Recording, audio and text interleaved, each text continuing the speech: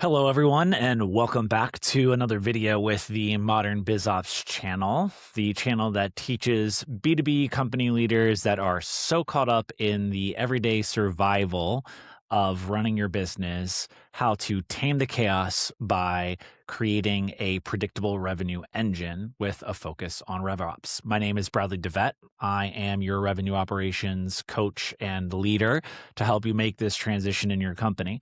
Today, in the video that I want to go over, I want to talk specifically about agencies. I come from having worked in an agency, and in that agency, helping to mature our revenue operations within the company to make our business run more smoothly and to run better, but also did a lot of work on other people's revenue operations systems as our clients, as an account manager for most of our clientele. So looking forward to getting into this with you. I'm going to be going over the revenue operations maturity model that I have created and showing you how the different stages and the different competencies specifically relate to agencies.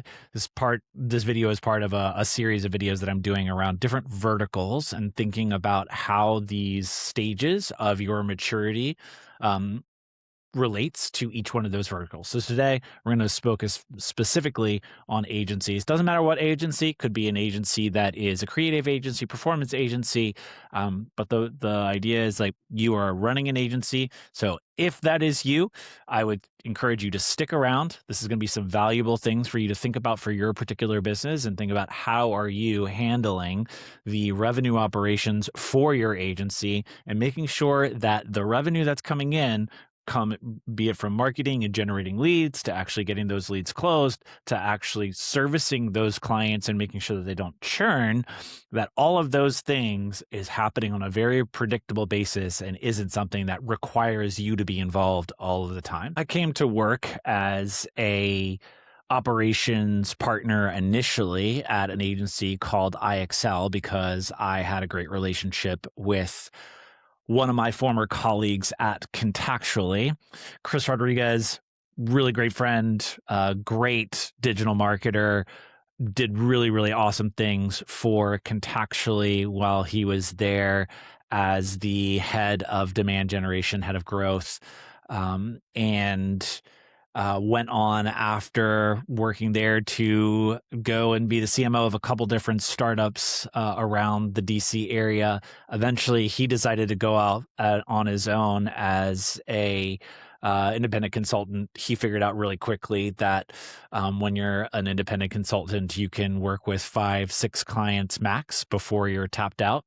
And he had such a great reputation and so many people reaching out to him about doing work that he wasn't able to take on, that he eventually reached out to me and asked me to come on as an operations partner for him in that particular agency. So the two of us, he had sort of built out the brand of IXL previously before I was ever involved, but jumped on to help develop an agency out of what Chris had already done with his network and knowing all of the people that he knew in the DC tech scene, including some in the New York scene as well, since he had previously spent a lot of time there.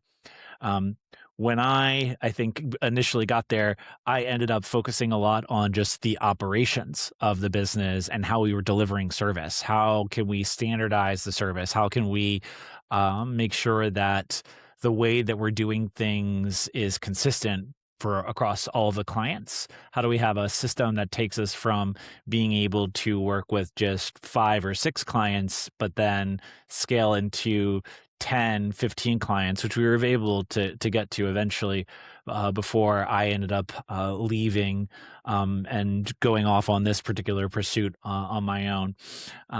But I think part of what that came from was me deciding like, oh, this was the right thing. This was probably a mistake on my part. Now going back and thinking about it, and hopefully this is something that helps you all figure this out sooner than I did and then we did at IXL.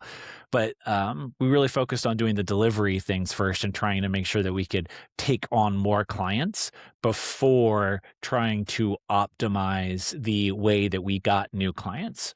It's really interesting because as a digital marketing agency, and we were a performance digital marketing agency first and foremost. We weren't a creative agency. We weren't creating video, creating content, creating images for ads and those sorts of things. We did a lot of copy and help with copy, but we were really focused on SEO, cold outbound, um, doing email nurture optimization, segmentation of database, doing a lot of revenue operations and infrastructure with the tech stack. And so we were very focused on what are the things that we can measure and how do we make sure that we're optimizing all of the things that we can measure.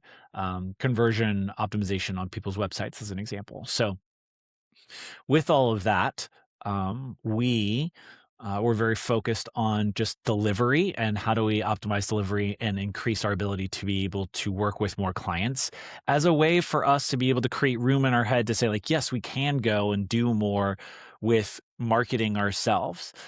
Um, this is, I think, one of the things that maybe many founders do is that they want to know that they can satisfy the demand if they generate it before generating it. And it's oftentimes backwards. You don't really have a business that is operating as an independent asset without you until you have marketing channels and revenue operations systems that are operating and bringing in new business and new clients without you being involved. And that is more important than anything else. Yes, you want to be able to, you have to understand the messaging to try and get that messaging market fit right so that it resonates and it actually brings in new clients. You have to understand what the offer is and how that offer is resonating with those people and whether they want to sign on to it. And you have to have enough evidence that you can deliver. Chris had plenty of evidence that he could deliver. We had plenty of evidence that we could deliver on what it was that we were doing in terms of case studies and former clients. We were working with really large brands like Dapper Labs or Grand Slam Track as examples. So there was plenty of evidence to be able to, and that wasn't the issue.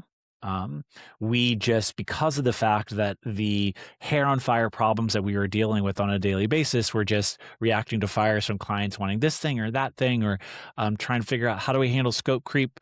Those are the things that were, felt very urgent and in front of us. And it was very difficult for us to get to the part where we were working on the things that were important and not necessarily urgent. And though part of the things that were important and not necessarily urgent were building out better marketing and sales systems for the company itself. The lesson from all of this really is that a business that is an agency, an agency that's doing 2 million in revenue and has a very predictable, very, very stable, multiple marketing channels that are producing leads, a very clean system for getting those deals sold and moving them through a pipeline very quickly.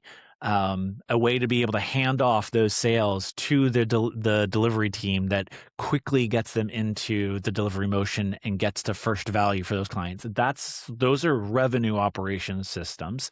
A $2 million agency that has those sorts of revenue systems in place and does it consistently versus a $9 million agency that does not have that in place, but just happens to be able to have pricing or whatever that gets them to that number is not a better business. You would rather invest in and buy a business that has that very predictable revenue operations engine than you would the larger $9 million business, because as someone buying it or as someone running it that it's not going to be something that is as valuable because it's not self-sustaining, right? And so the point here is we want to get to, that's the lesson that we want to learn.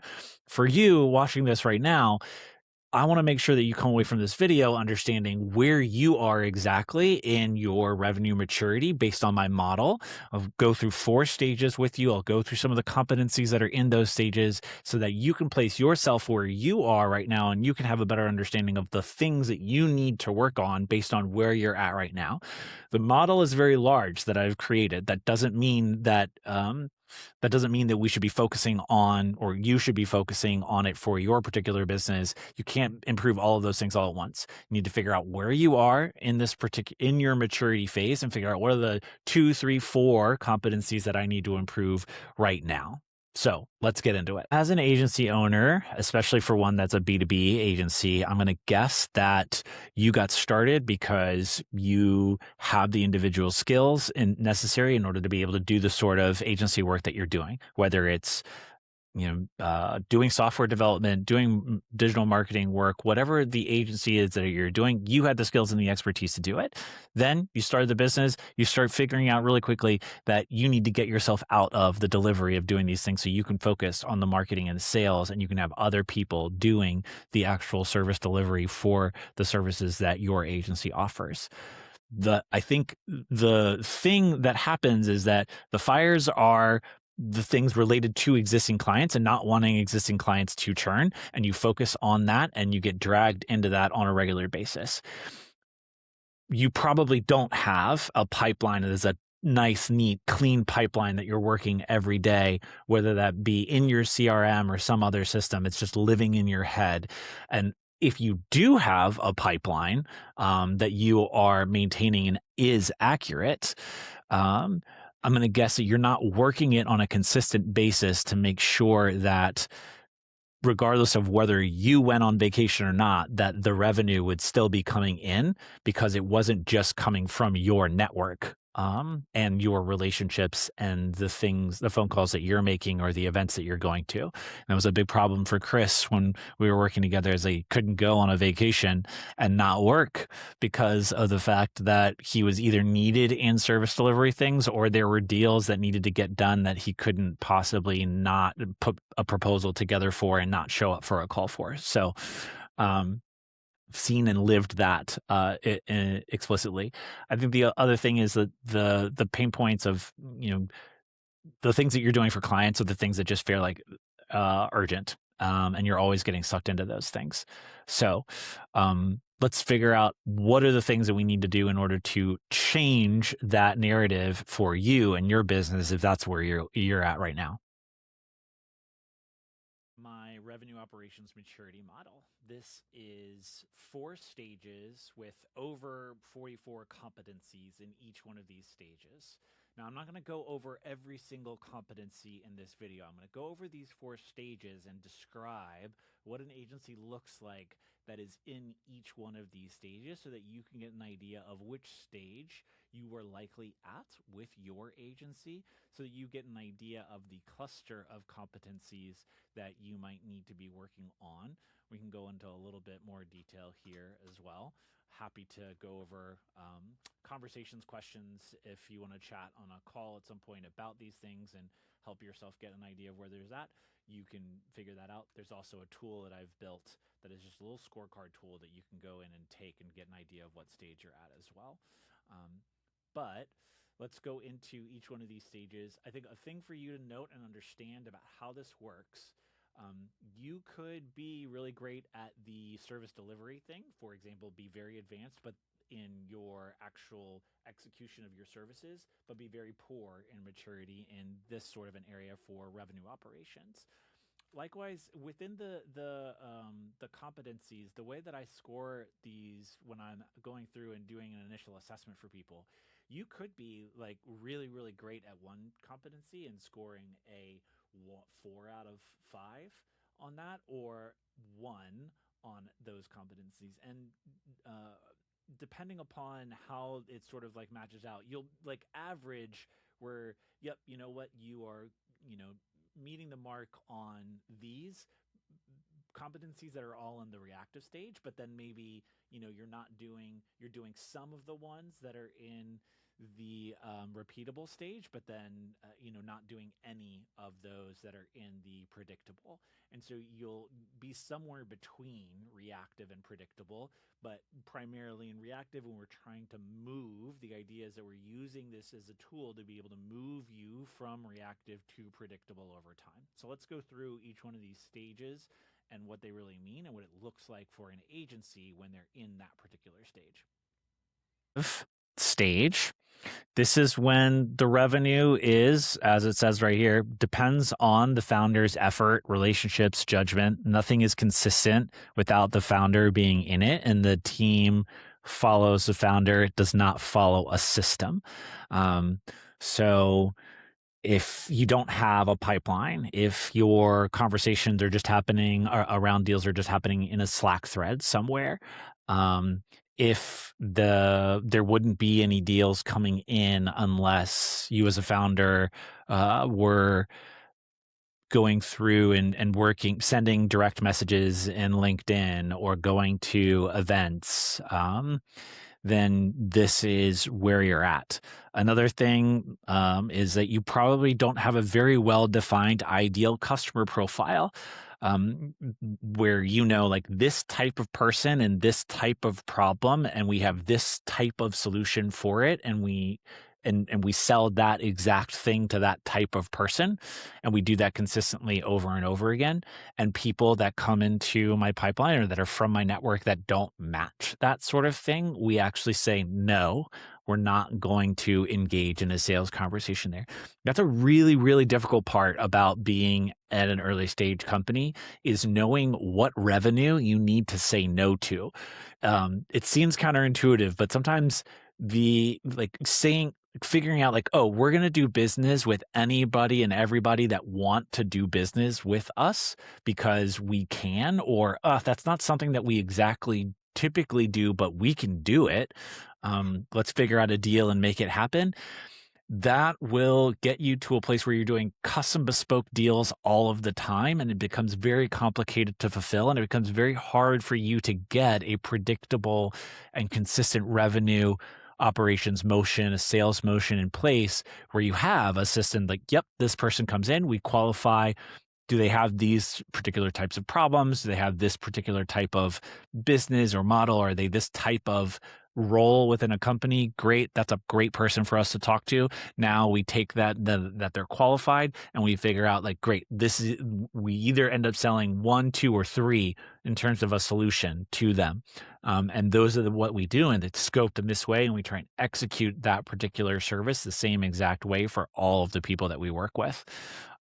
Agencies are tough to try and standardize products around. It's difficult. Everybody wants, everybody's systems are different. Everybody's product is different. Everybody's market is different, but you want to have a set of activities that you're giving off to another team in order to be able to execute those things in a consistent way as best as possible. And you need to understand what that method of delivery is for that, so that when you're doing your sale, that you are setting the right expectations in the sale when you're getting that new client, so that they don't feel baited and switched after the fact, right?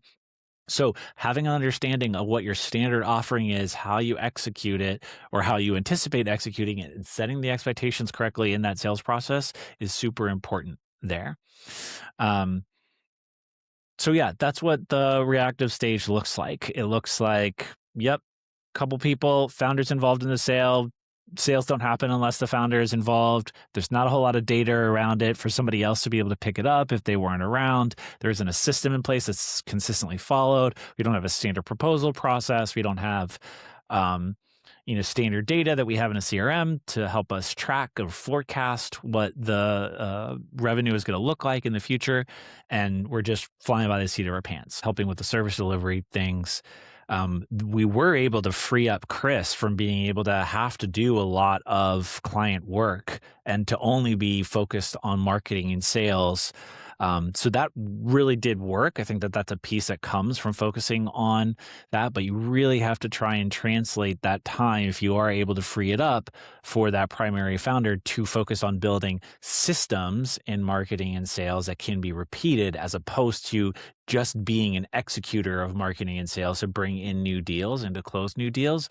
While that feels like it's doing something and it is productive, it's just not as productive as creating a system whereby someone else could be doing that particular work and be doing it just as well.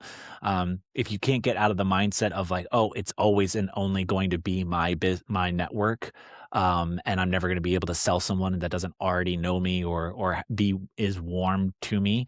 It just means that you are the product still as a founder, as opposed to the offering that you're putting out there. If you're not able to convert, net new people that you don't already know or don't have a relationship with, then that means that you're needing to continue to work on your product market fit, for whatever you're offering as an agency and to the people and your target customer. So let's talk about the next stage and what it looks like for our agencies when we get to a repeatable stage of revenue operations. What this really looks like is you've got a system now that things are running on. You've got data that is helping to run these particular revenue operation systems and a team that can follow a process that has been put in place. But there's some things that are still off, right? You maybe don't trust the data as well. Maybe your tech stack isn't set up perfectly to be able to do the sort of predictable things, to be able to do forecasting and the like, but you do have a process and you do have a team and it's all well documented and it's running, right? Some of those competencies that you see there, right, a go-to-market operating cadence is about trying to make sure that you are getting predictable way of doing things. Lead source strategy, right? How are we doing attribution for leads that are coming in?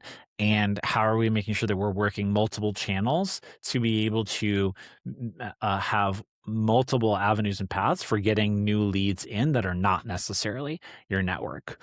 I think making sure that we have a good like lead handoff process between marketing and sales. If you have specific people doing marketing and sales, and when marketing team is handing off to sales, and when is sales responsible for working those particular leads that have come in once they're nurtured and warmed up to the point where sales really should be spending their time trying to engage them. And then things like, okay, once you've actually sold a particular deal, do we have a really great handoff process from sales to our customer success team or account management team so that they can quickly get the client to getting some value after signing up and paying some money? So those are examples. I think other things that people don't necessarily realize here that are really important for the repeatable stage are things like, hey, do you have playbooks for how you train new reps as they come on? You have to build a system, but then that system and those people that are operating that system, you have to have a way of being able to put people into that system and get them to be successful within that system quickly. So having those sorts of training playbooks for how you teach people how to execute the system that you've designed is an important part of being in this repeatable phase as well. Primarily project-based agency, you probably have churn that is 30 to 50% annually. If you're more recurring revenue type of agency, you probably should have, or at least the benchmark in the industry is 15 to 20% annual churn of clients. So those are some numbers to know, to have an idea of like, if you know where your churn numbers are, like what that looks like.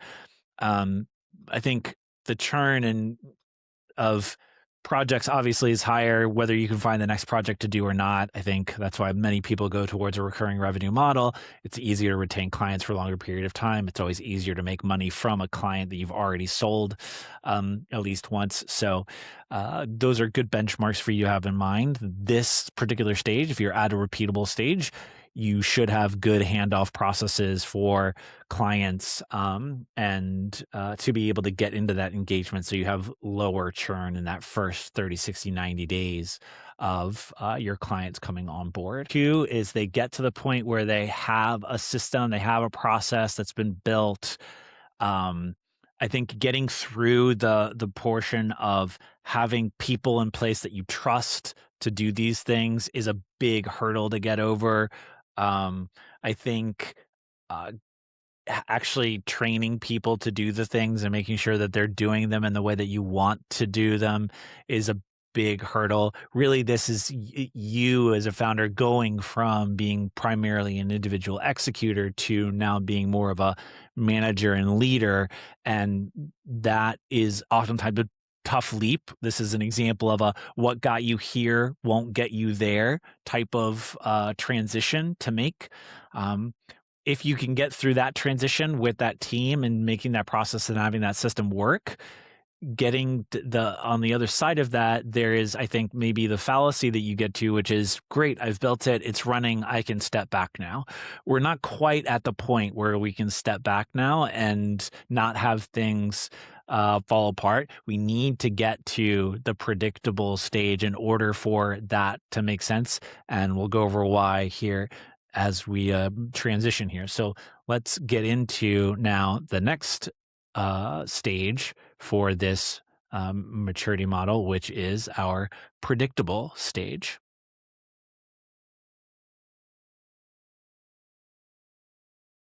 Stage is the stage where the business is running on trusted data. There are shared definitions that and a real operating cadence that everybody understands. There are dashboards and reports that people use on a regular basis and that you as a founder can use to be able to see what's going on in your business. And you trust when you wake up in the morning and you look at those reports that like, yep, this is what's actually going on. That is the point at which you are getting to a place where you can step back as a founder and not feel that you need to be involved so much anymore. When you've got reporting and dashboards that you can see and that alert you, like if something's going wrong here, if something's going wrong there, that's where you really want to be as a founder, so that you can selectively dive in to the places that need your time and attention based on a broad overview of what's going on in the business that you trust and that you know is accurate. So that's what this predictable stage is all about. You'll see some of these competencies that are written out here have a lot to do with just maturing the overall data and the way that we report on that data and the forecasting of things as well. We're really trying to get to in this stage to feel like, okay, I can predict what the next month is going to look like or the next quarter is going to look like. And that consistently, that prediction is pretty accurate time and time again. So a lot of these have to do with data and forecasting and reporting and making sure that we're getting very consistent with that. The average revenue per employee, the amount of just top line revenue that you bring in per employee for the average agency in 2005, or excuse me, in 2025 is not 2005. In 2025 was $163,000 per employee. If you were to actually think about if you were to look at the high end of the spectrum for where like top performers are, they are at $250,000 per employee. So if you're below 120,000 per employee, there are structural issues that you really need to address as a business. And that's when, you should really be, I think, worried that like, yep, we are just not making enough money per person that we employ, and we need to figure out a solution for that. That is not a talent problem. That is not we need better people to be able to generate more revenue per employee. It's a structural problem. It's a maturity problem. It's a business problem that you need to retool the business, retool the offer, retool the product, retool things within the business that are foundational to that result. It's not the fact that there are just not talented people in your organization not executing the right things. If 70% of your revenue is coming from monthly recurring revenue or retainer based work, you should be doing 5 to 8% better in terms of your margins than somebody else that is a little bit more project based.